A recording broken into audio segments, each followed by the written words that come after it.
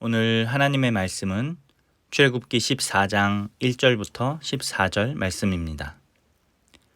여호와께서 모세에게 말씀하여 이르시되 이스라엘 자손에게 명령하여 돌이켜 바다와 믹돌 사이 비하히롯 앞 곧 바알스본 맞은편 바닷가에 장막을 치게 하라.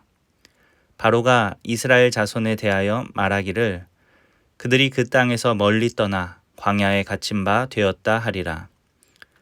내가 바로의 마음을 완악하게 한즉 바로가 그들의 뒤를 따르리니 내가 그와 그의 온 군대로 말미암아 영광을 얻어 애굽 사람들이 나를 여호와인 줄 알게 하리라 하시매 무리가 그대로 행하니라. 그 백성이 도망한 사실이 애굽 왕에게 알려지매 바로와 그의 신하들이 그 백성에 대하여 마음이 변하여 이르되 우리가 어찌 이같이 하여 이스라엘을 우리를 섬김에서 놓아 보내었는가 하고 바로가 곧 그의 병거를 갖추고 그의 백성을 데리러 갈새 선발된 병거 600대와 애굽의 모든 병거를 동원하니 지휘관들이 다 거느렸더라.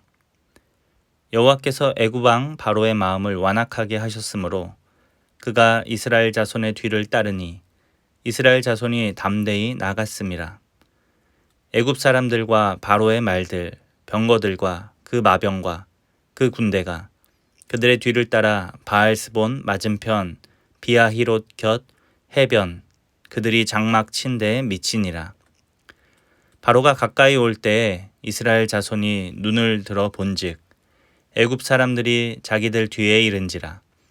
이스라엘 자손이 심히 두려워하여 여호와께 부르짖고 그들이 또 모세에게 이르되 애굽에 매장지가 없어서 당신이 우리를 이끌어내어 이 광야에서 죽게 하느냐. 어찌하여 당신이 우리를 애굽에서 이끌어내어 우리에게 이같이 하느냐. 우리가 애굽에서 당신에게 이른 말이 이것이 아니냐. 이르기를 우리를 내버려 두라. 우리가 애굽 사람을 섬길 것이라 하지 아니하더냐. 애굽 사람을 섬기는 것이 광야에서 죽는 것보다 낫겠노라. 모세가 백성에게 이르되 너희는 두려워하지 말고 가만히 서서 여호와께서 오늘 너희를 위하여 행하시는 구원을 보라. 너희가 오늘 본 애굽 사람을 영원히 다시 보지 아니하리라. 여호와께서 너희를 위하여 싸우시리니 너희는 가만히 있을지니라. 아멘. 오늘 말씀의 제목은 여호와를 바라보라입니다. 이스라엘 백성들은 하나님의 인도하심을 따라 광야의 길을 걸어가고 있습니다. 그런데 오늘 본문에 보니까 하나님께서 그 이스라엘 백성들에게 바닷가에 장막을 치라 이렇게 말씀을 하십니다. 그리고 이제 어떤 일이 일어날 것인지에 대해서도 하나님은 말씀해 주십니다. 4절 말씀 내가 바로의 마음을 완악하게 한즉 바로가 그들의 뒤를 따르리니 내가 그와 그의 온 군대로 말미암아 영광을 얻어 애굽 사람들이 나를 여호와인 줄 알게 하리라 하시매. 그러니까 하나님께서는 다 계획이 있으신 것이죠. 이스라엘 백성들에게 바닷가에 장막을 치라 말씀하시고 바로의 그 완악한 마음을 통해서 하나님은 하나님의 영광을 드러내시기 원하셨다라는 것입니다. 그런데 이스라엘 백성들 입장에서는 이것이 굉장히 큰 위기처럼 느껴집니다. 왜냐하면 인간적인 눈으로 그 애굽 사람들을 바라볼 때에는 이제 곧 죽는 것이 아닌가라는 생각이 들기 때문입니다.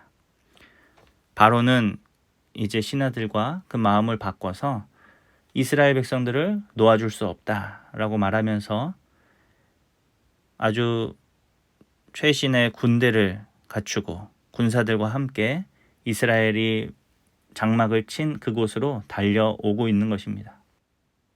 애굽의 군대가 달려오고 있다는 이야기를 들은 이스라엘 백성들은 두려워하기 시작합니다. 10절 말씀 보니까 바로가 가까이 올 때 이스라엘 자손이 눈을 들어 본즉 애굽 사람들이 자기들 뒤에 이른지라. 이스라엘 자손이 심히 두려워하여 여호와께 부르짖고. 이스라엘 백성들이 눈을 들어서 애굽을 바라봤을 때 그들은 두려워하기 시작합니다. 그들의 그 마병과 군대가 무서웠기 때문에 그렇습니다. 그러면서 이제 하나님을 향한 원망이 터져 나오는 거예요. 우리가 애굽에서 당신에게 이른 말이 이것이 아니냐. 우리를 내버려 두라고 했지 않느냐. 왜 우리를 여기까지 끌고 나와서 여기서 죽게 하느냐.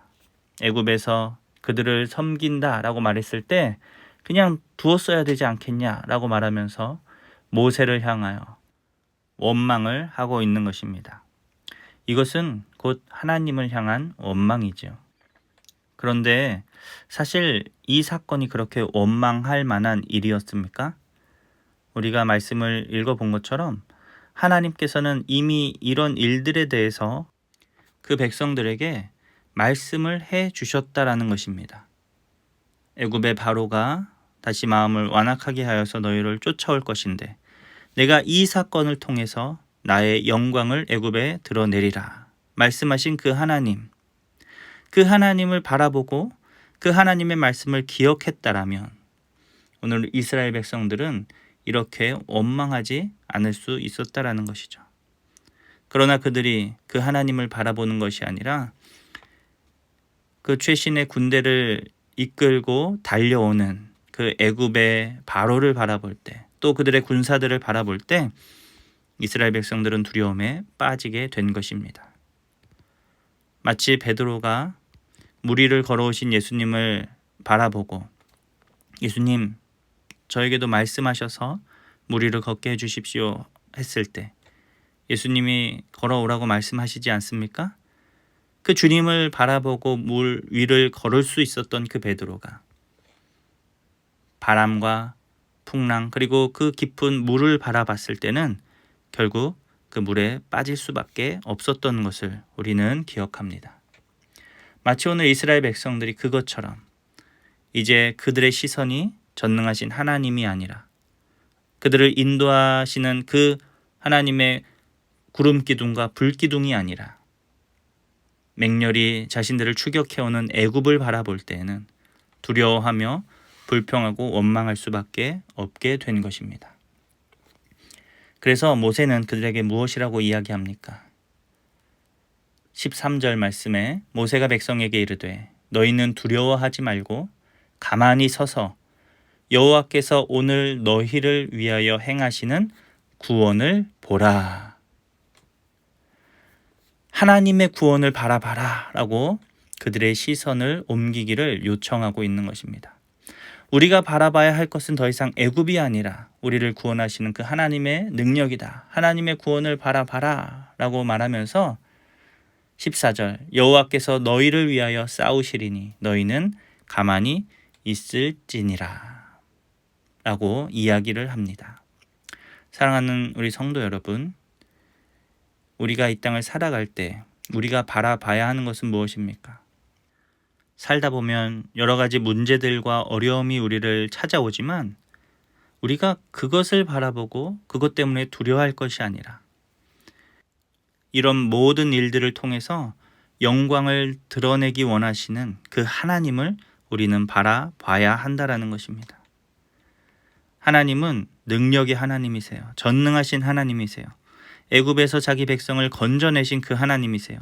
죄와 사망 가운데에서 우리를 구원하신 그 구원의 하나님이십니다. 그런데 왜 우리는 아직도 내 삶의 어려움과 문제들을 바라보면서 불평하고 원망하느냐라는 것이죠. 오늘 모세의 이 이야기를 우리가 마음에 새기고 여호와께서 오늘 우리를 위하여 행하시는 그 구원을 바라보는 저와 여러분 될 수 있기를 간절히 바랍니다. 사실 막막한 상황이죠. 앞에는 홍해가 놓여 있고 뒤에는 애굽의 군대가 추격해 올 때, 나의 힘으로 아무것도 할 수 없는 그때, 이런 순간 우리는 상당히 두려워할 수 있습니다. 그러나 반드시 기억하십시오. 그 일을 통해서 하나님은 당신의 능력을 보이시고 하나님의 위대하심을 온 세계 가운데 선포하실 것입니다. 우리가 해야 하는 것은 무엇입니까? 가만히 서서 하나님의 그 능력을 바라보는 것입니다. 오늘 우리 성도님들이 그 위대하신 하나님의 구원을 바라보며 어떠한 문제 앞에서도 담대히 주님만을 의지하는 저와 여러분 될 수 있기를 간절히 소망합니다. 기도하겠습니다. 하나님 아버지, 오늘 말씀을 통해 우리를 구원하시고 우리를 지키시고 인도하시는 그 하나님을 바라보게 하시니 감사를 드립니다. 우리가 세상을 살면서 여러 가지 문제와 어려움에 우리의 시선을 고정하는 것이 아니라 이제는 눈을 들어서 전능하신 하나님을 바라보게 하여 주시옵소서. 그 하나님만을 신뢰하고 의지하게 하시고 그때 일하시는 하나님의 놀라운 기적을 경험하게 하여 주시옵소서. 감사드리며 예수님의 이름으로 기도합니다.